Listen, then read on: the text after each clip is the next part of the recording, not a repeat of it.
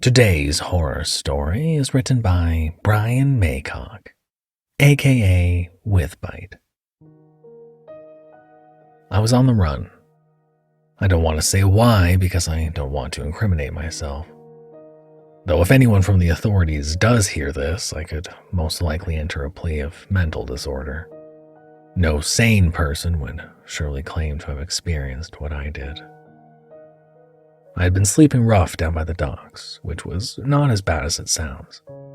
I had found a sheltered place, a covered lock-up bay for bicycles that no one seemed to use. I had a good sleeping bag and a sad face that worked wonders for getting change from passing strangers. All good until I noticed I was being eyeballed by the occupants of a passing patrol car. Easy come, easy go, I thought, putting my hands in my pockets and walking away as nonchalantly as I could from my spot.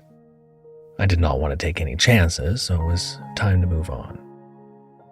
One of the few things I can say with any certainty about my deadbeat life is that I have usually gone with the flow.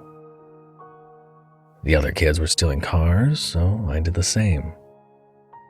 There was easy money moving drugs around on behalf of the local dealer, so that became my thing. When matters escalated, when the thing I don't want to talk about happened, I was part of a crew. Bad people that I fell in with, going with the flow. I rounded a corner and a cruise ship came into view. It looked like it had seen better days, I thought. Then noticed there was a walkway from the side of the docks attached to the ship, and no one in sight. The flow took me up the walkway and onto the ship.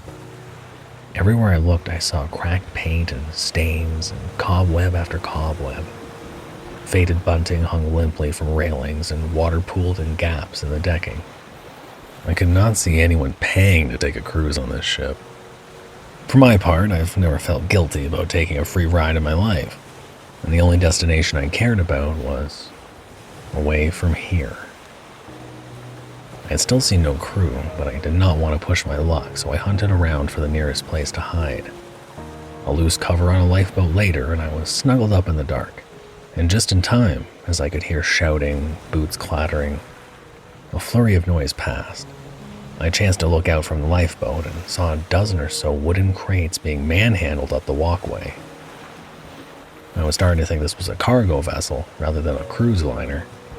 Maybe once, 20 or more years ago, it had welcomed aboard passengers for voyages of pampered luxury. Surely not now, though. Then I heard new voices, men talking animatedly, and it sounded like they were heading my way. I ducked back under the cover and waited. Soon I felt the ship rattle beneath me. Felt as much as heard it creaking and groaning, and then, with a whirring lurch, it started moving. I started to relax. I had left one lot of troubles behind, and the future was unwritten. It was not long before my bladder ruined my sense of calm. I was bursting, but I did not want to go in the lifeboat as I had no idea how long I would need to hide out there. So, real cautious, real slow, I emerged onto the deck. I seemed to be alone. Relieved, I relieved myself. The deck on this part of the ship was empty, apart from my lifeboat and a row of sun loungers. It had turned into a hot day, and I would have loved to have settled into one, but dared not risk it. My business finished, I climbed back under the covers and got as comfortable as I could. At some point, I fell asleep. After stretching my aching limbs in the confined space of my new home and yawning, I lifted the cover a little to see if the coast was clear, so I could head out and try and find something to eat and drink. It was fine, and I was soon back on deck, still alone. The only passenger, it seemed to me. A bit further down the deck, the doors to what I assumed were cabins remained closed, and it looked like the shutters on the small windows of each were down. My theory that this was now a cargo ship rather than a passenger vessel appeared more and more likely. This was reinforced when, an hour or so later, we approached a new harbor. I had no idea where we were, but the dock we pulled into was even more run down than the ship. Crouching low and glancing constantly around, I watched as more boxes were loaded. These boxes seemed to rattle and were dotted with what I thought could be air holes. Livestock containers, I assumed. Some poor beasts being transported under conditions which must have been illegal. I decided to go in search of food and something to wash it down with, while, I hoped, the crew were fully occupied loading their new cargo. I got lucky, finding an unlocked storeroom with tins of corned meat and, wonders of wonders, a crate of beer. I took less than I wanted, as I did not want to make it too obvious there was a thief on board, and scurried back to the lifeboat. Filling my belly with salty, rubbery meat washed down with warm beer, it started to feel like a home away from home. Until the cries began.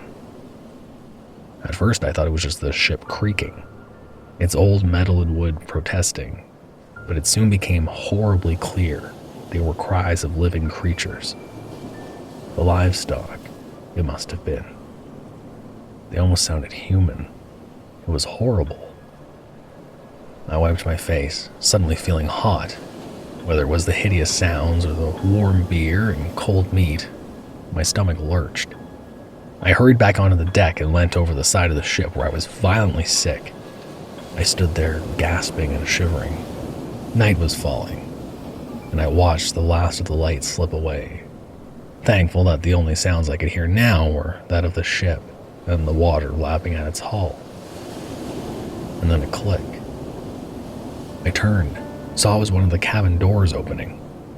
I swore to myself there was no time to get back into the lifeboat, so I ducked under its prow and made myself as small as possible. A man emerged from the cabin. He wore a long black coat and moved with a slow, easy grace.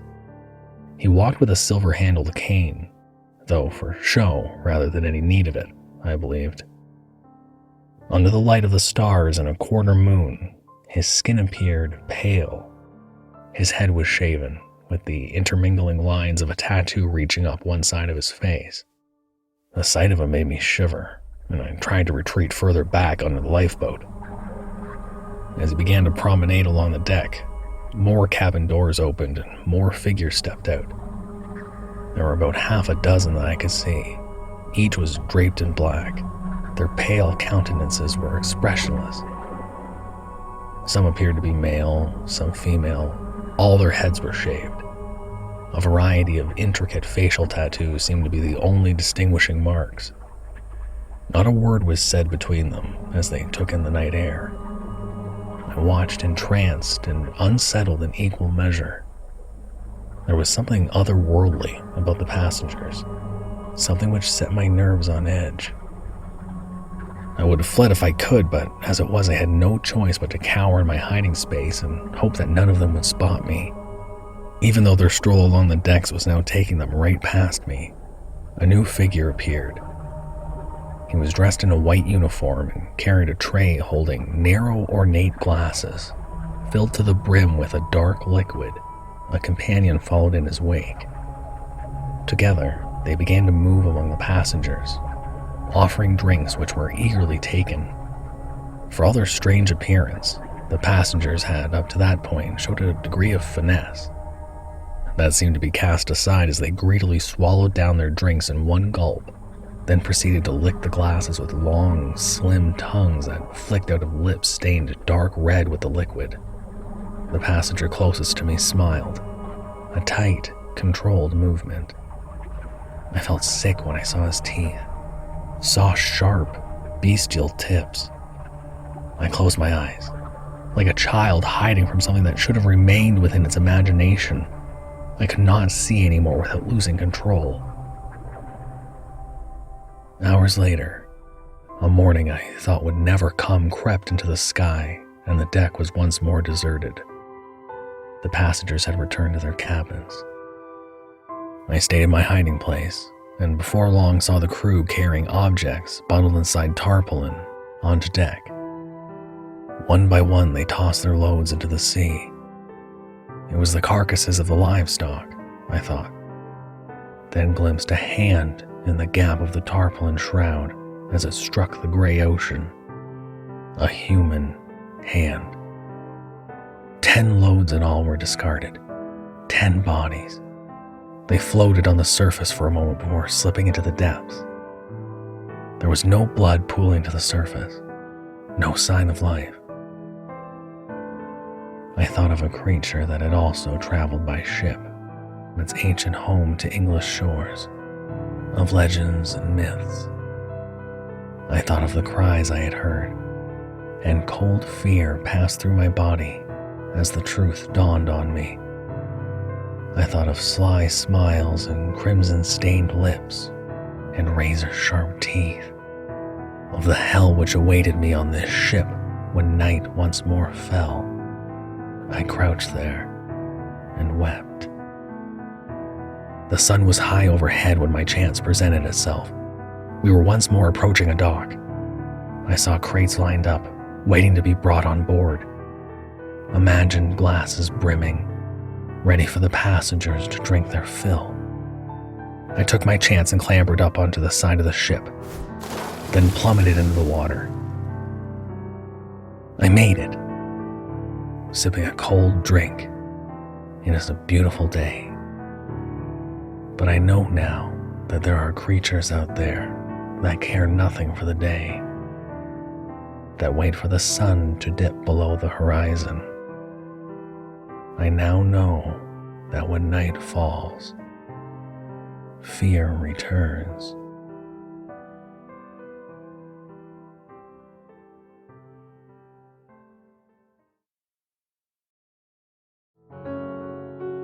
Thank you for listening. You can probably handle another horror story, right?